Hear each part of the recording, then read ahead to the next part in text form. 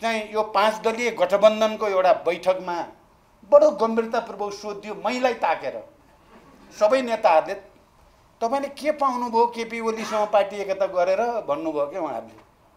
अब त्यसको छोटो जवाफ त बडो गाह्रो छ हेर्नु। त्यहाँभित्र धेरै कथा छन्, धेरै व्यथाहरू छन्। त्यो सबै त्यहाँ अब 2-4 घण्टा लगाएर व्याख्या गर्ने कुरा नै भएन। अब मेरो दिमागमा मैले छोटोसँग भने मैले ज्ञान प्राप्त गरेर आएँ। यो ज्ञान सजिलै प्राप्त गर्ने कुरा थिएन। केपी ओलीसँग एकता गरेपछि मात्रै प्राप्त हुन्थ्यो। मैले ज्ञान लिएर आएँ। अब यो ज्ञानलाई सदुपयोग गर्नुहुन्छ तपाईहरु सबैलाई फाइदा हुन्छ। प्रचण्डले ज्ञान प्राप्त गरेर आएछ। अब गठबन्धन बन्ने भयो, केपी ओली हट्ने भयो, तपाईहरुको सरकार बन्ने भयो यो प्रचण्डको ज्ञानले गर्दा। अब उपयोग गर्नुहुन्न भने हुँदैन, केपी ओली नै रहिराख्छन्। त्यसकारण क्रान्ति त अघि यहाँ भनिए जस्तै विश्वभरि नै धक्का खाएको हो नि, नेपालमा मात्रै। बरु नेपालमा त अझै हामी सबैले भन्दैछौँ हामी गर्छौँ, वैज्ञानिक समाजवाद हामी ल्याइ छाड्छौँ, हाम्रो जमिन उर्वर छ कम्युनिस्ट आन्दोलनको लागि, क्रान्तिको लागि भनिरहेका छौँ हामीले। यति भन्ने हैसियत अरू धेरै देशमा गइसक्यो छैन।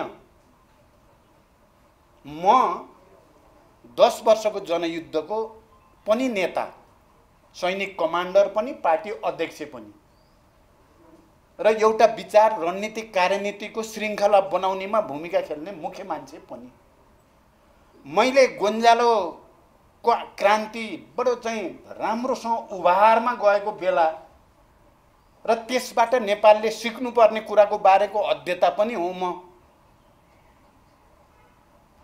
र गोन्जालो गिरफ्तार भएपछि विश्वभरि कम्युनिस्ट आन्दोलनमा भएको क्षति र बहसको प्रत्यक्षदर्शी पनि हो म। अब मेरो अनुभवबाट तपाईहरु सबैले केही लिनेतिर सोध्नुहुन्छ कि अब गाली गरेर सक्दिउँ प्रचण्डलाई भन्नेतिर हो? सिद्ध्याइदिउँ भन्ने हो भने ठिकै छ। होइन, यो एउटा अनुभव हो है।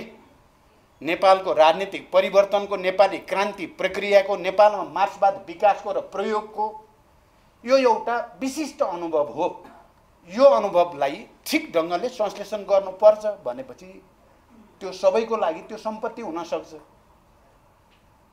यो साँचो कुरा हो। मान्छे त सधैँ त कोही नै बाँच्दैन, मर्ने नै हो हामी सबै।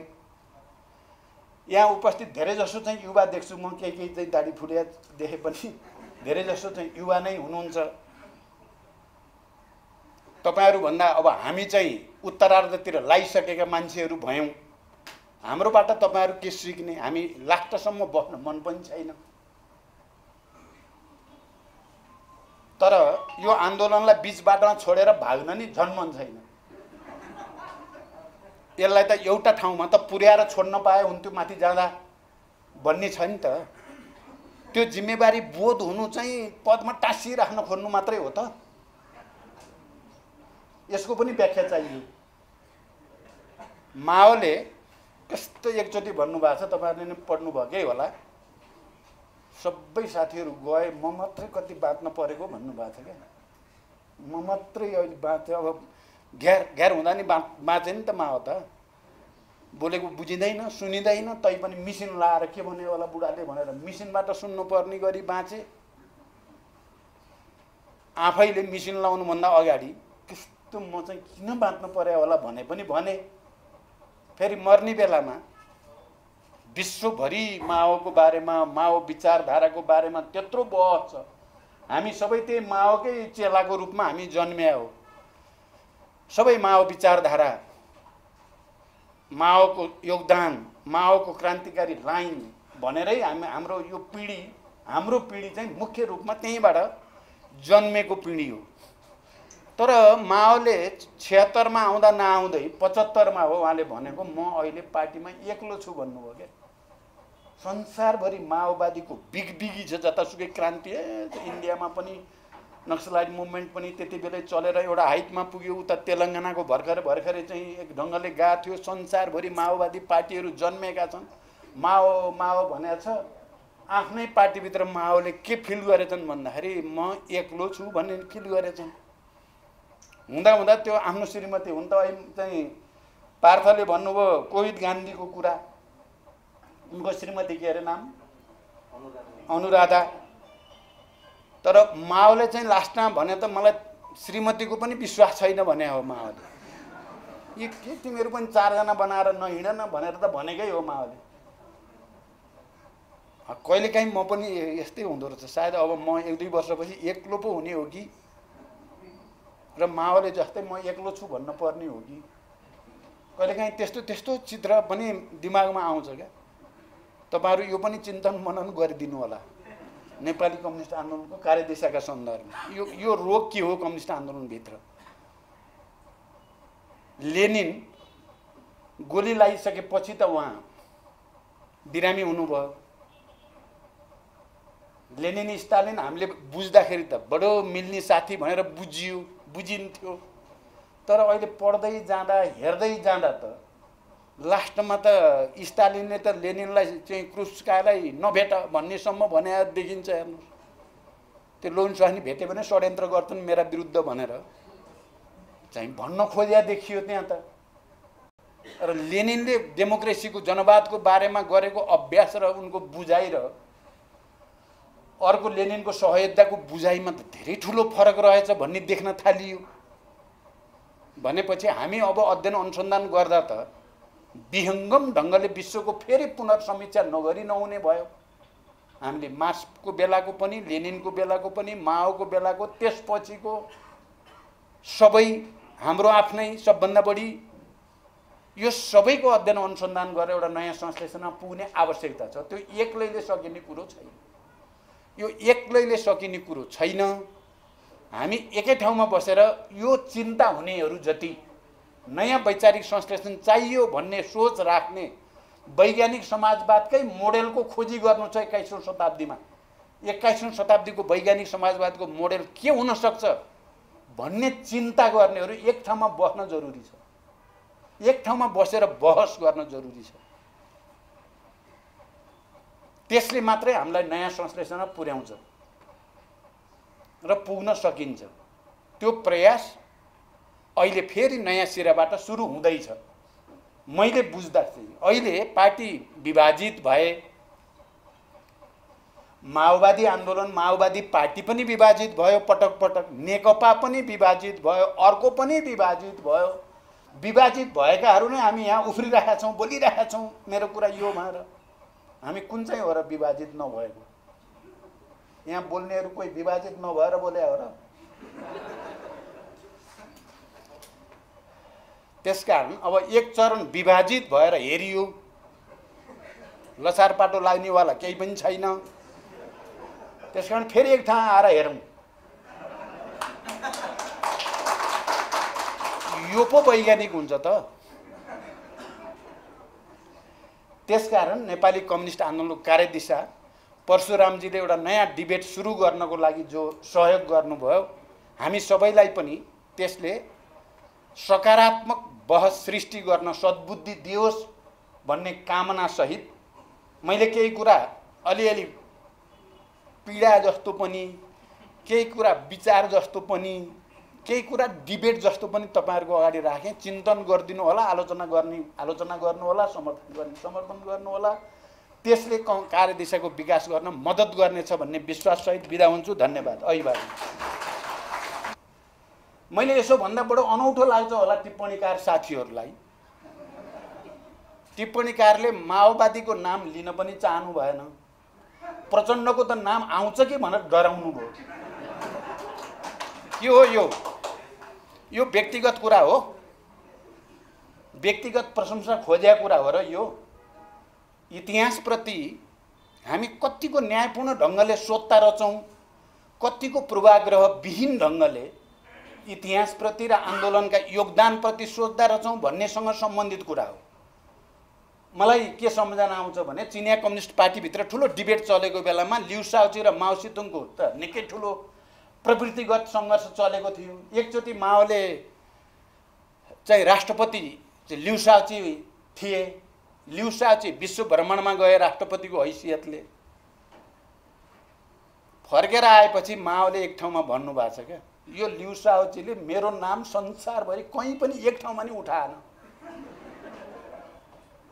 माओले भने हो यो माओ साह्रै सङ्कीर्ण भएर आफ्नो नामको भोको भएर भनेको त मैले बुझ्दाखेरि पक्कै पनि होइन।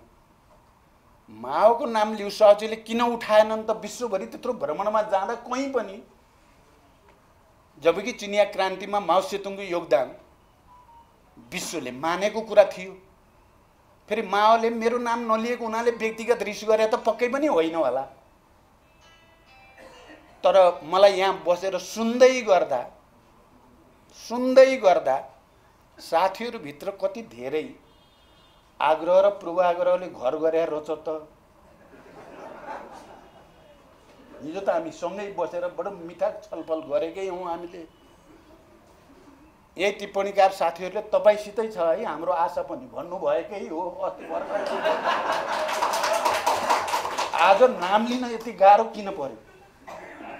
अहिले गल्ती छ भने ठिक छ, आत्मालोचना गर्ने, आत्मसमीक्षा गर्ने। म आफै भनिरहेको छु दुनियाँको अगाडि, गम्भीर आत्मसमीक्षा जरुरी छ, नयाँ विचार संश्लेषण जरुरी छ। तर साथीहरू चाहिँ भित्र यो स्तरको पूर्वाग्रह या भनौँ आग्रह भनौँ या निषेध या कुण्ठा के हो यो, म अहिले यही त भन्न सक्दिनँ। तर यति त भन्न सक्छु यो सही होइन। इतिहासमा भएका कुराहरूलाई कमसेकम परशुराम तामाङले यो किताबमा सबैको बारेमा उल्लेख त गर्नुभएको छ।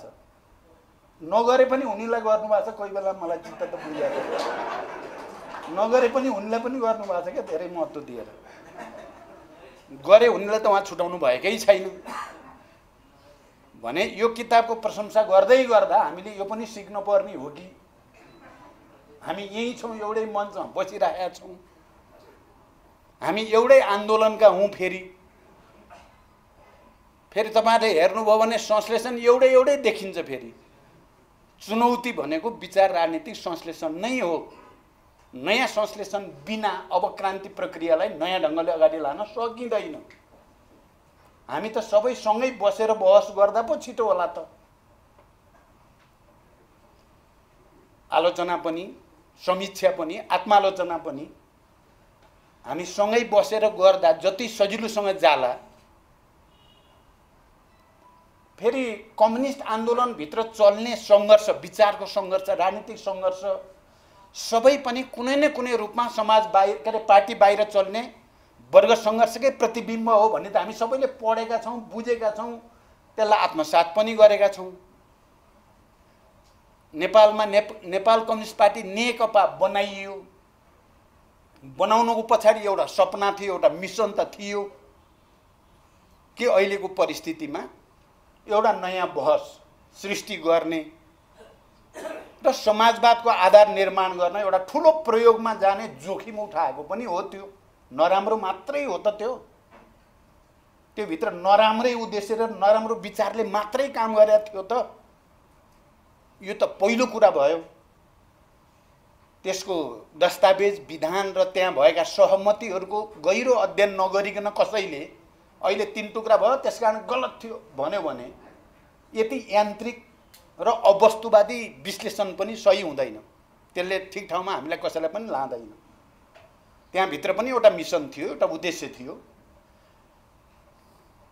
त्यहाँभित्र कस्तो बहस चल्यो, कस्तो सङ्घर्ष चल्यो र के भयो भन्ने एउटा त यसको आन्तरिक वैचारिक राजनैतिक साङ्गठनिक दृष्टिकोण र त्यसमा भएका सीमाहरूको समीक्षा जरुरी छ।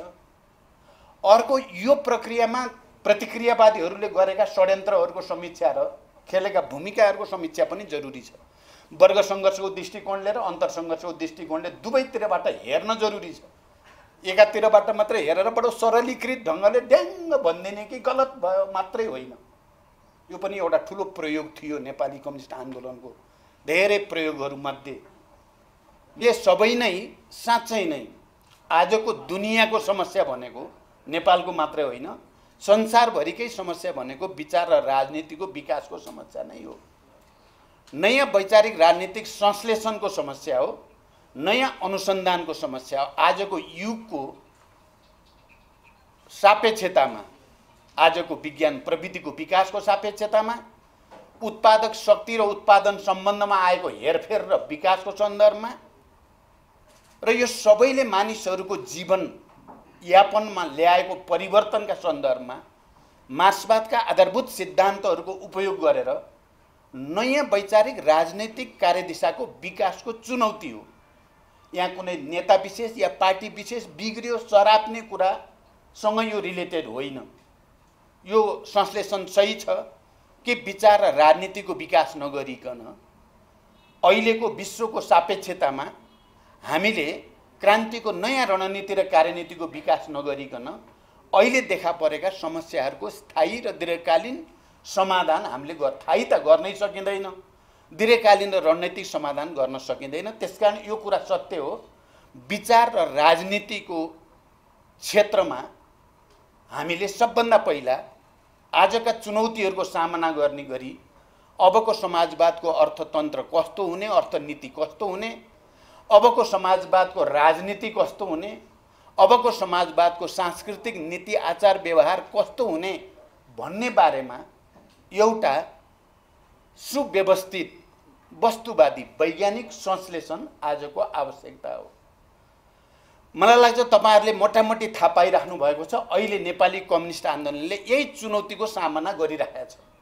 हरेक पार्टीहरू समूहहरू सबैभित्र केही न केही समस्याहरू छन् भने ती समस्याहरूको केन्द्रबिन्दुमा वैचारिक राजनीतिक नयाँ संश्लेषणको आवश्यकता, त्यो चुनौतीको सामना नहुनु नै समस्याको चुरो हो। र हामीले अहिले हाम्रो पार्टीको तर्फबाट मुख्य रूपमा यही विषयमा केन्द्रित भएर राष्ट्रिय रूपमा पनि बहस चलाउने, अन्तर्राष्ट्रिय बहस पनि चलाउने, हामीले अन्तर्राष्ट्रिय कम्युनिस्ट आन्दोलनको नयाँ सिराबाट अध्ययन अनुसन्धान सुरु गर्ने, हामी मात्रै होइन अरू विभिन्न देशका कम्युनिस्ट आन्दोलनका सकार र नकार दुवैतिरका अनुभवहरूको फेरि एकचोटि अध्ययन अनुसन्धान गर्ने, बहसको प्रक्रियाबाट गुज्रिने र एउटा नयाँ संश्लेषणमा पुग्ने, यो आवश्यकता नै आजको आवश्यकता भनेर हामी केन्द्रित रूपमा त्यही काममा लागेका छौँ।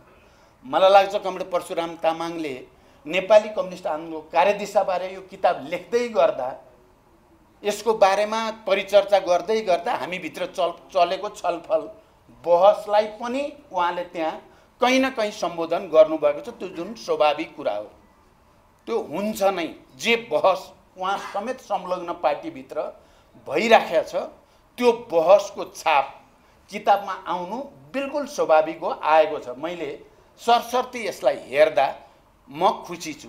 उहाँले हामीले जे आवश्यकता महसुस गरेको पार्टीमा र जतापट्टिबाट नेपाली कम्युनिस्ट आन्दोलनको नयाँ संश्लेषणको आवश्यकता छ भनेर हामीले भनेको त्यतैपट्टि परिलक्षित गरेर उहाँले यो किताब तयार पार्नु भएको छ। यो हरेकको लागि पठनीय छ। अहिले सबै बहसकर्ताको लागि, अध्ययन अनुसन्धानकर्ताहरूको लागि संक्षिप्तमा तर समग्र चीजहरूलाई बुझ्न सकिने गरी एउटा ऐना जस्तो विश्व कम्युनिस्ट आन्दोलनको पनि, नेपाली कम्युनिस्ट आन्दोलनको पनि, वर्ग सङ्घर्षको पनि, जातीय राष्ट्रिय मुक्ति आन्दोलनको पनि केही झलक उहाँले यो किताबमा यसरी राख्नु भएको छ। सबैले त्यसलाई पढ्नुपर्ने, त्यसलाई स्मरण गर्नुपर्ने, त्यसलाई फेरि एकचोटि नयाँ सिराबाट डिबेट गर्नुपर्ने रूपमा उहाँले राख्नु भएको मैले महसुस गरेको छु।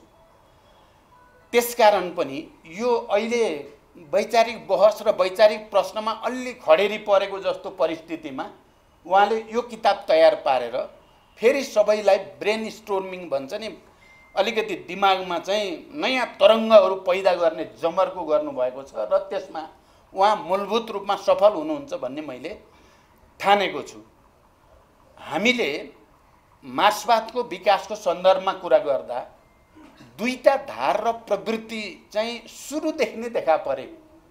एउटा मार्क्सवादले अनुसन्धान गरेको द्वन्द्वात्मक तथा ऐतिहासिक भौतिकवाद या वैज्ञानिक समाजवाद जसलाई भनिएको छ, त्यसका बारेमा विकसित गरिएका आधारभूत सिद्धान्तहरूलाई स्वीकार गर्ने, त्यसको कन्ट्रिब्युसन, त्यसले मानव जातिको सङ्घर्षमा, भनौँ श्रमजीवीहरूको सङ्घर्षमा योगदान गर्ने कुरालाई स्वीकार गर्ने र त्यसमा टेकेर परिस्थितिमा आउने परिवर्तनसँगै त्यसका आधारभूत सिद्धान्तहरूलाई समेत विकसित र परिमार्जन गर्दै जाने, एउटा प्रवृत्ति देखियो।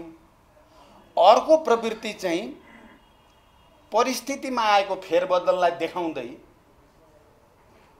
मार्क्सवादका आधारभूत सिद्धान्तहरूमाथि नै आक्रमण गर्ने, त्यसका योगदानहरूलाई नै अवमूल्यन गर्ने, अपमानित गर्ने र अब हामीले विकास गरेको कुरा नै सबभन्दा सही छ भनेर मार्क्सवादका आधारभूत कुराहरूलाई इन्कार गर्ने प्रवृत्ति, यो दुईटा प्रवृत्ति मार्क्सकै पालादेखि, मार्क्स एङ्गेल्सकै पालादेखि समाजवादी आन्दोलनमा देखा पर्दै आएको प्रवृत्ति हो।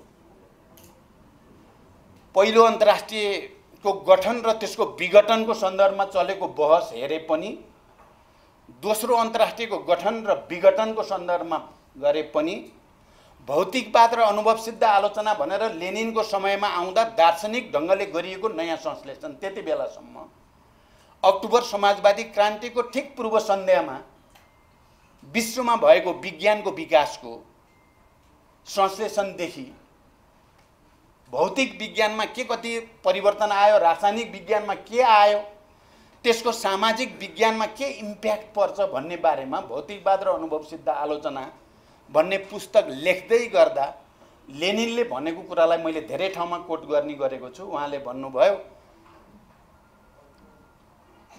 धेरै मानिसहरूले धेरै पटक भने मार्क्सवाद पुरानो भयो, अब त्यसले अबको युगको नेतृत्व गर्न सक्दैन, वैचारिक नेतृत्व गर्न सक्दैन भनेर भने र त्यसलाई संशोधन गर्ने जमर्को गरे। 1000 पटक भन्नुभएको छ उहाँले, त्यो त एउटा प्रतीकात्मक अर्थमा भनिएको कुरा हो।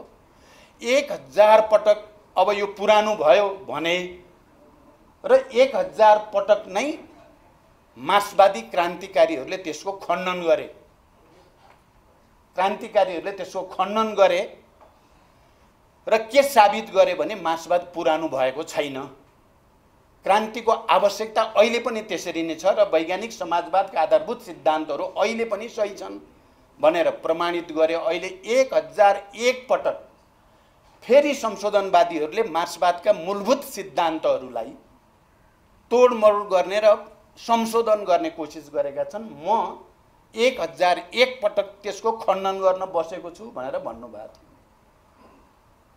मित्रहरू, यो विषय आफैमा धेरै महत्त्वपूर्ण छ। चाहे युरो कम्युनिजमको सन्दर्भको कुरा गरौँ या हाम्रै कम्युनिस्ट आन्दोलनमा धेरै विद्वानहरू, सबभन्दा धेरै पढेको ठान्ने विद्वानहरू अब मार्क्सवादले, कम्युनिस्ट आन्दोलनले अब अगाडि जान सक्दैन, हामीले नयाँ खोजी गर्नुपर्छ भनेको तपाईँ हामीले अझै देखिरहेकै छौँ नि। नयाँ खोजी गर्ने रे, बडो नयाँ मार्क्सवाद बनाउने रे, अर्कै केही, यति धेरै महान कि मार्क्स लेनिन माओ भन्दा पनि अलि माथि नै आफूलाई राख्ने रे र हामीलाई भन्ने तिमीहरू चाहिँ गँवार छौ, तिमीहरू गँवार छौ, तिमीहरूले बुझ्दैनौ, तिमीहरूले क्रान्ति के हो भन्ने बुझेका छैनौ, तिमीहरूले जे गर्यौ त्यो बडो मूर्खतापूर्ण काम गर्यौ, कुनै गतिलो तिमीहरूले गरे होइन भनिएको छ र कम्युनिस्ट पार्टी अब त्यसको औचित्य सिद्धियो भनेर हामीलाई बुझाउन खोजिएको छ र हामीले त्यसको खण्डन गरेका छौँ, सकी नसकी। यो सत्य होइन, मार्क्सवाद पुरानो भन्ने कुरा सत्य होइन, त्यो विज्ञान हो। त्यसलाई समय सापेक्ष विकसित र परिमार्जित गर्नुपर्छ भन्ने कुरा सत्य हो। कम्युनिस्ट पार्टीलाई विकसित परिमार्जित गर्नुपर्छ भन्ने सत्य हो, तर कम्युनिस्ट पार्टीको काम छैन भन्ने सत्य होइन। मार्क्सवाद अब भनिराख्न पर्दैन भन्ने सत्य होइन।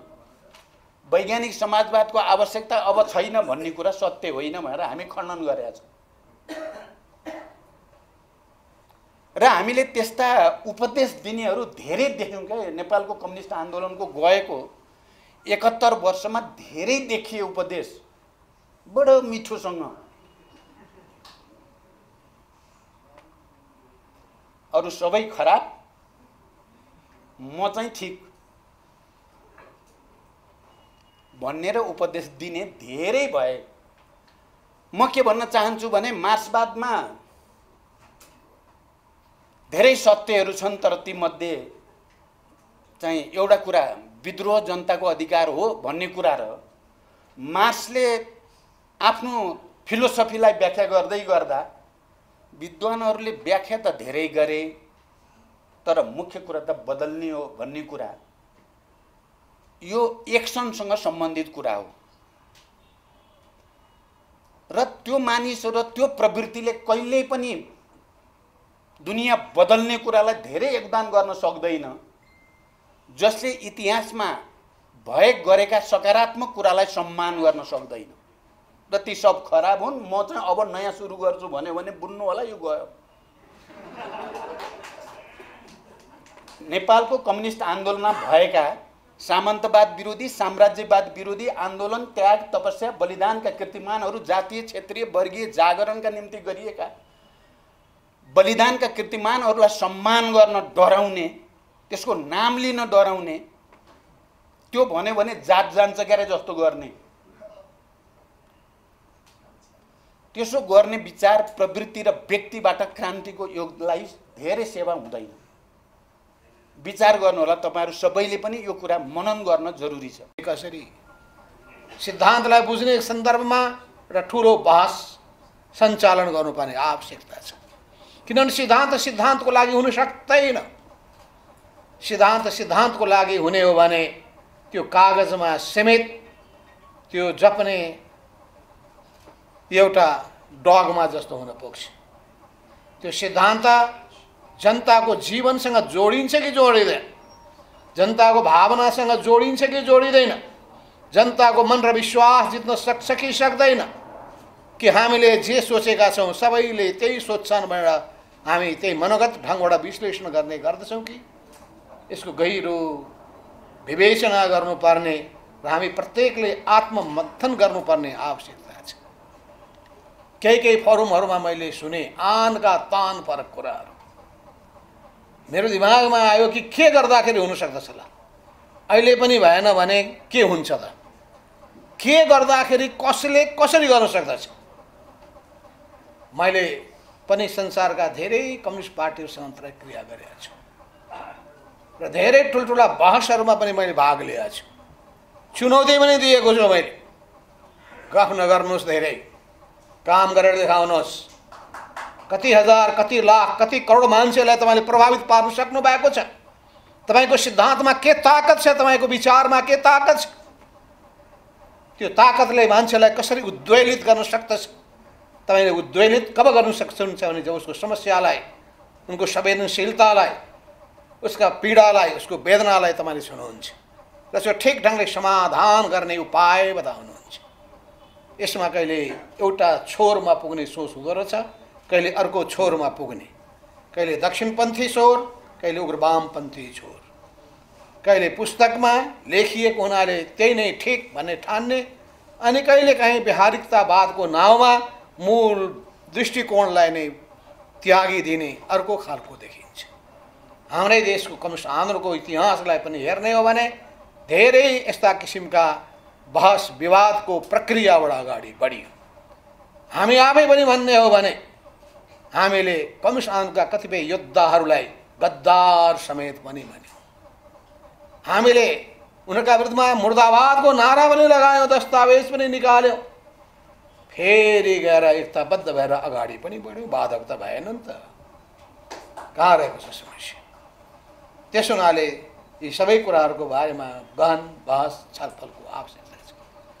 केले हाम्रो काममा सहज बनाउँछ र केले हाम्रो व्यवहारलाई असहज बनाउँछ, यसमा पनि महान गम्भीर बहस गर्नु जरुरी छ। कोहीले भन्दछन् अहिलेको परिपाटीमा आयो भने चुनावदेखि चुनावसम्म भनेर व्याख्या गर्दछ। वास्तवमा त्यो चिन्तन नै समस्याको जरो यही चिन्तनमा छ कि हाम्रो सम्पूर्ण काम एक चुनावदेखि अर्को चुनावसम्म छ। यसलाई ठ्याक्क रिभर्स गर्नु, अर्को ढङ्गले ल्याउनुपर्छ। जनतादेखि जनतासम्म, जनतादेखि जनतासम्म, यो नै हाम्रो सोच हो। जनतादेखि जनतासम्म पुग्नका लागि के गर्नुपर्दछ? जनताले पत्याउनु पर्यो, पहिले जनताको मन जित्नु पर्यो, पहिले जनताको चाहना पत्तो लगाउनु पर्यो, पहिले जनता कहाँ पुग्न सक्नु पर्यो, पहिले र मैले भर्खरै चिनिया कम्युनिस्ट पार्टीको 100 वर्षको इतिहासको समीक्षा गर्दाखेरिको निष्कर्ष उनीहरूले अगाडि सारेका छन्। त्यो निष्कर्ष के हो भने चिनिया कम्युनिस्ट पार्टीको सम्पूर्ण फिलोसफी दृष्टिकोण मार्क्सवादको पनि केन्द्रबिन्दु जनता हुन्छन्, समाज हुन्छ, समाजलाई परिवर्तन गर्ने सोच हुन्छ। तर सोच र दृष्टिकोण अवलम्बन गर्दाखेरि कसलाई मित्र ठान्ने, कसलाई सहयोगी अगुवा, कसलाई सहयोगी, कसलाई अनि कसलाई उपयोग गर्ने, कसलाई शत्रु ठान्ने, सबै पक्षहरूको बारेमा गहिरो विश्लेषण गर्नुपर्ने आवश्यकता पर्छ। हामीले यस क्रममा धेरै धेरै अलग अलग सोचहरू अवलम्बन गर्दै पनि हिँड्यौँ। मित्रलाई शत्रु पनि मान्यौँ। एउटा देशमा एकभन्दा बढ्ता कम्युनिस्ट पार्टी रहनै सक्दैन भनेर आरोप पनि लगायौँ, अस्तित्वलाई स्वीकार गऱ्यौँ। तर ती सबै चुनौतीहरूको सामना गर्दै हामी अगाडि बढ्यौँ र राजनीतिक यथार्थलाई स्वीकार गरौँ। विभिन्न खालका भड्काउ सहित एकभन्दा बढी कम्युनिस्ट पार्टी एउटा देशमा विद्यमान हुन सक्दछ भने निष्कर्षमा हामी पुग्यौँ।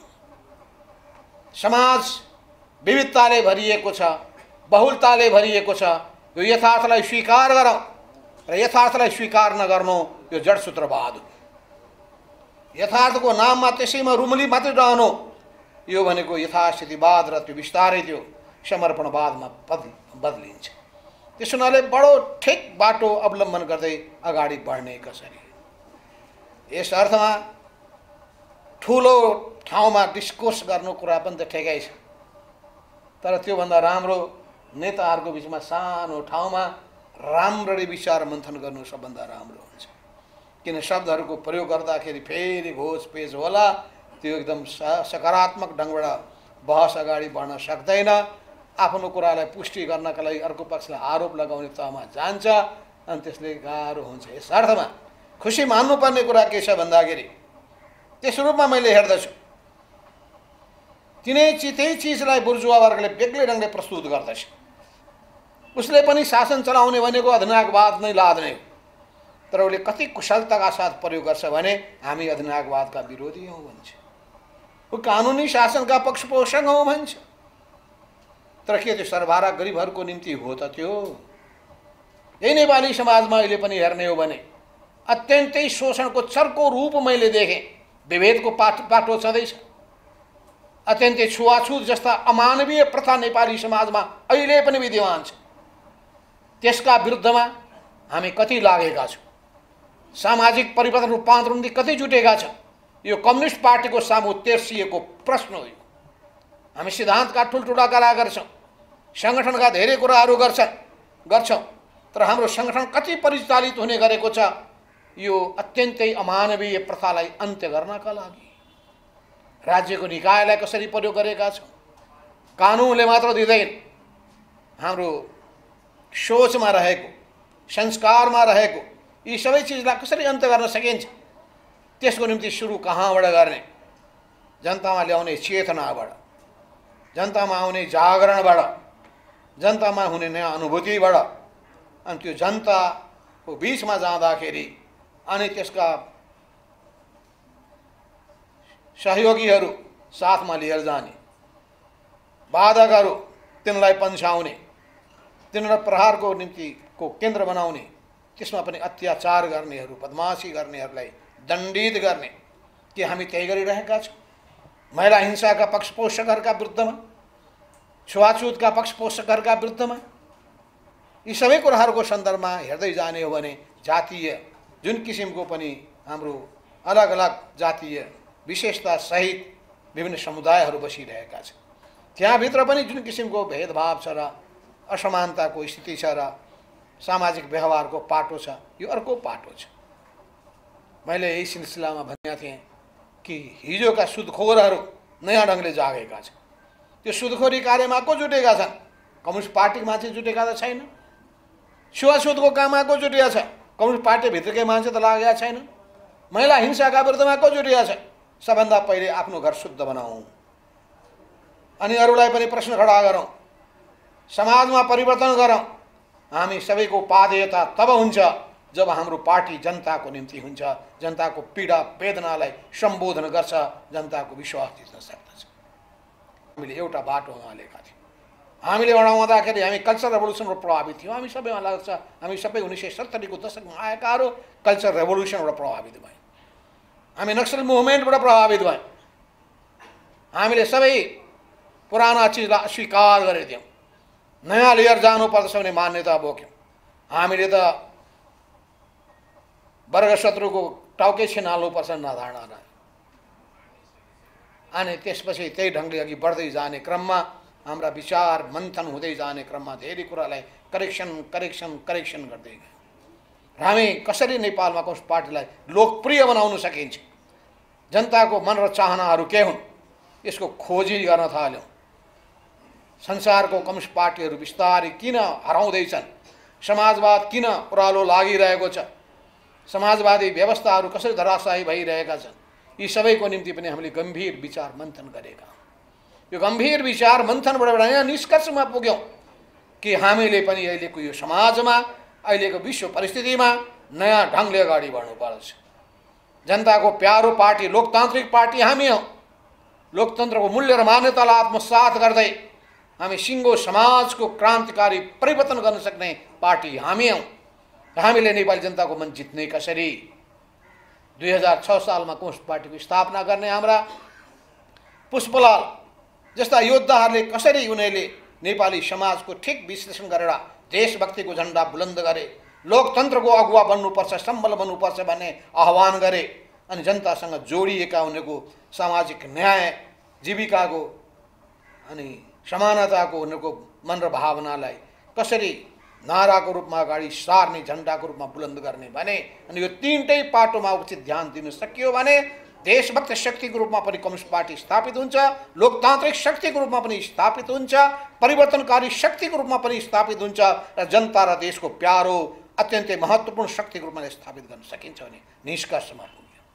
त्यसो हुनाले मैले धेरै भन्नुपर्ने के भन्छ, यी कतिपय तपाईँहरूले विषयवस्तुहरू अगाडि सार्नु भएको छ, जातीय समस्याको पाटो राख्नु भएको छ। हामीले पनि जाति, भाषा, संस्कृति यो तीनटैको विषयमा 5औं महाधिवेशनमा पनि हामीले बहस गर्न खोज्यौँ। 6औं महाधिवेशनमा दस्तावेज अगाडि सार्यौँ, गहन छलफल गरेर केही कुराहरू ल्यायौँ। यसै क्रममा हामीले देख्यौँ नेपालमा जातीय राज्यका कुराहरू आए।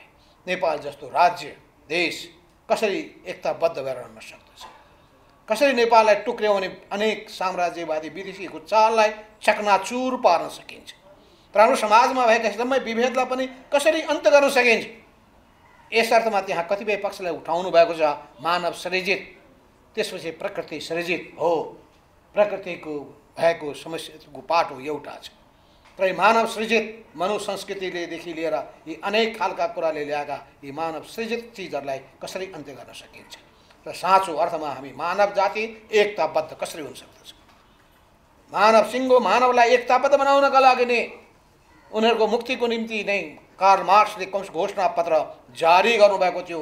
विश्वका सम्पूर्ण मानवहरू एक हौँ भन्नुभएको थियो, सर्वहारा वर्गलाई एक हौँ भन्ने आह्वान गर्नुभएको थियो। सर्वहारा वर्गको अग्रदस्ताको रूपमा कम्युनिस्ट पार्टीको आवश्यकतालाई महसुस गरेर लेनिनले त्यसको आह्वान गर्नुभयो। त्यसपछि कम्युनिस्ट पार्टीले एकातर्फ सर्वहारा श्रमजीवी वर्ग मात्रै होइन उत्पीडित राष्ट्रलाई पनि गोलबन्द गर्नुपर्छ भन्ने उहाँले त्यो भावना व्यक्त गर्नुभएको थियो। त्यो विचारलाई व्यक्त गर्दै जाँदाखेरि सिङ्गो शक्ति विश्वव्यापी रूपमा एउटा कम्युनिस्ट शक्तिको रूपमा उदाएको थियो। पहिलो अन्तर्राष्ट्रिय, दोस्रो अन्तर्राष्ट्रिय, तेस्रो अन्तर्राष्ट्रिय हुँदै अगाडि बढ्दै गयो। त्यसका बावजुद पनि हामीले देख्यौँ अनेक एकता, विभाजन अनि त्यसपछि अनेक खालका विसङ्गतिहरू, विचलनहरू यी सबैबाट गुज्रिँदै गए। फेरि नेपालको कम्युनिस्ट आन्दोलनमा विकृति हामीले देखेका छौँ। विदेशीहरूका सामु लम्पसार पर्ने लम्पसारवाद पनि देखिएका छौँ। हामीले देखेका छौँ दलाल पुँजीसँग साँठगाँठ गरेर राष्ट्रिय पुँजीलाई निस्तेज पार्ने र कमजोर बनाउने चाल पनि देखिरहेका छौँ। जनताको समस्याप्रति वास्ता नगरेर व्यक्तिवादमा फस्ने प्रवृत्ति पनि देखिरहेका छौँ। आफ्नो आसेपासेहरूलाई गोलबन्द गर्दै गुटवादी प्रवृत्ति पनि देखिरहेका छौँ। अनि सत्तामा पुगिसकेपछि अहङ्कारको घोडामा चढ्ने प्रवृत्ति पनि देखेका छौँ। र कम्युनिस्ट पार्टी भित्रबाट नै यस्ता खालका प्रवृत्तिहरू देखिसकेपछि यी सबैका विरुद्धमा पनि जुझ्नुपर्छ र कम्युनिस्ट पार्टीले भन्नुपर्छ यी गैर प्रवृत्तिहरू गैर सरबारा हामीसँग मेल नखाने यी गैर पर्वीय हाम्रो सरबारा गैर सरबारा वर्गीय प्रवृत्तिहरूलाई निस्तेज पारेर अस्वीकार गरेर परास्त गरेर सही क्रान्तिकारी सरबारा संस्कृति र विचारलाई हामीले अगाडि बढाएर लानु पर्दछ। यी सबै कुराको सन्दर्भमा तपाईँले जुन बहस सुरु गर्नका लागि यो पुस्तक तयार गर्नुभयो, म परशुरामजीलाई धेरै धन्यवाद दिन चाहन्छु। र सँगसँगै एउटा अर्को पुस्तकको निम्ति पनि तपाईँ सोच्नुहोस् किन कम्युनिस्ट आन्दोलन अगाडि बढ्यो र कसरी यो ओह्रालो लाग्यो, कसरी सफलता हासिल गर्यो विभिन्न देशमा, फेरि कसरी जनताबाट नै त्यो विस्थापित हुन सक्यो, यसको कारण के हो, ती देशको वस्तुस्थितिलाई त्यसले कति समेट्न सक्यो सकेन। म अहिले पनि सम्झिरहेको छु, मैले कमल प्रचण्डलाई भनेको थिएँ त्यो जनयुद्धमा जुटिरहेको बेला भनेको थिएँ, तपाईँ ख्याल गर्नुहोस्। मैले पेरुको बारेमा भनेको थिएँ, पेरुको गन्जालोको बारेमा पनि भनेको कति याद छ उहाँलाई, मैले चर्चा गरेको थिएँ। मैले एलेन्डेको बारेमा पनि अनि त्यसपछि इन्डोनेसियाको बारेमा पनि मलाई अहिले पनि याद छ। 2026 सालमा मेरो मनमोहन अधिकारीसँग भेट हुँदाखेरि मैले इन्डोनेसियाको कम्युनिस्ट आन्दोलन, त्यतिखेर हामी बडो इन्डोनेसियाको कम्युनिस्ट आन्दोलनको खुब चर्चा गर्थ्यौँ, इन्डोनेसिया कम्युनिस्ट पार्टीले मुक्ति लागा बनाएको सन्दर्भ। अनि किन त्यहाँ चाहिँ वास्तवमा सिधिन पुग्यो, ओह्रालो लाग्यो, समाप्त भएर गयो। हुन त अहिले पनि फिलिपिन्समा थोरै पार्टी त छ, त्यो पार्टीले जनताको विश्वास किन जित्न सकेन। फिलिपिनो कम्युनिस्ट पार्टीको महासचिवसँग मैले पनि यो प्रश्न सोधेँ, किन तपाईँले सक्नु भएन, के कारणले तपाईँले फिलिपिनो जनताको विश्वास जित्न सक्नु भएन, किन तपाईँ सानो एरियामा हुनुहुन्छ। म मनिला गएको बेलामा फिलिपिन्सको राजधानीमा ती कम्युनिस्ट पार्टीका भूमिगत नेताहरूसँग भूमिगत रूपमा मैले भेटेँ र सोधेँ यो प्रश्नहरू। तपाईँहरूले फिलिपिन्सको विशेषतालाई बुझ्न सक्नु भएन, यहाँको जनताको मन र भावना र उनको चाहना के हो, माग के हो, त्यसलाई किन बुझ्न सक्नु भएन। अनि तपाईँ ऐन मौकामा किन पछाडि पर्नुहुन्छ। ऐन मौकामा पछाडि पर्नुभयो भने लेनिनले परिस्थितिअनुसार कार्यनीतिमा परिवर्तन गर्नुभएको छ, तपाईँ कार्यनीतिक परिवर्तन किन गर्नुहुन्न। तपाईँ त्यस्तो उपायको त्यो अवसरको किन उपयोग गर्न सक्नुहुन्न। अवसरबाट तपाईँ वञ्चित हुनुभयो भने तपाईँ पन्छिनुहुन्छ, किनभने समय र प्रवाहले कसैको बाटो हेर्दैन। Time and tide waits for no one. त्यसो हुनाले पनि समयको गतिलाई बुझ्न सक्नुपर्छ, समयको आवाजलाई बुझ्न सक्नुपर्छ। त्यसको आधारमा अगाडि बढ्ने काम गर्न सक्यो भने कम्युनिस्ट पार्टी लोकप्रिय हुन्छ, जनताको विश्वास जित्न सक्छ, परिवर्तनको संवाहक रूपमा भूमिका खेल्न सक्दछ। जनताका चाहना भावना के छ, जनताको गुनासो के छ, जनताको असन्तुष्टि के छ, त्यसको प्रयोग, त्यसको फाइदा विपक्षीले नउठाउन्, बुर्जुवा वर्गले नउठाउन्, त्यसको फाइदा सरबारा वर्गको अग्रगस्ता कम्युनिस्ट पार्टीले उठाउन सकोस् भन्ने कुरालाई सोचेर अगाडि बढ्नु पर्दछ। सुनाली कम्युनिस्टहरूको बिचमा राम्रो एउटा हामीले बृहत सहकार्यको एउटा अभ्यास गर्न सके राम्रो हुन्छ। यी सबै कुरालाई राख्दै म आफ्नो भनाइ यहीँ टुङ्ग्याउँछु र तपाईँहरूलाई धन्यवाद दिन चाहन्छु। हस्।